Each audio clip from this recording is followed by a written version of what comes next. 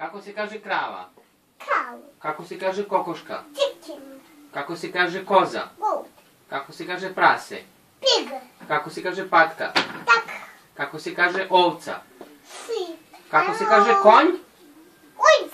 Kako se kaže peto? Luse. Kako se kaže rak? Ne tako ovako. Dobro. Rak. Rak. Hlebz. Kako se kaže kit?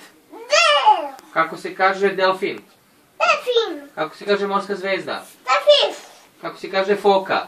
Seal. Kako se kaže krokodil? Crocodile. Kako se kaže pingvin? Penguin. Kako se kaže majmun?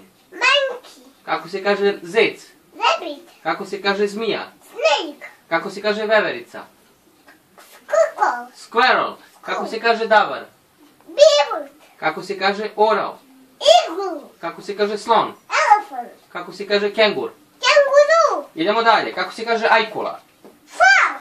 Kako se kaže miš? Mouse. Kako se kaže rakun? Raccoon. Kako se kaže panta? Panda. Panda. Penda. Kako se kaže tvor? Skunk. And skunk. Skunk. Kako se kaže sova? Owl. Kako se kaže jelen? Bear. Kako se kaže meda? Bear. Kako se kaže vuk? Wolf. Kako se kaže gušter? Lizard. Kako se kaže pacov? Rat. Kako se kaže tigar? Tiger. Kako se kaže papagaj? Parrot. Kako se kaže zebra? Zebra. Kako se kaže nosorog?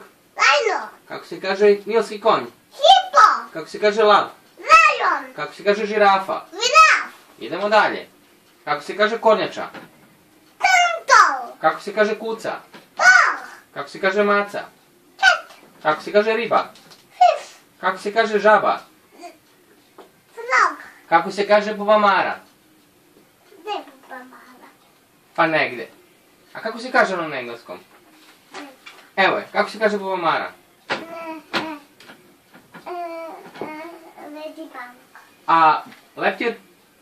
Butterfly. Bravo, ti sve znaš.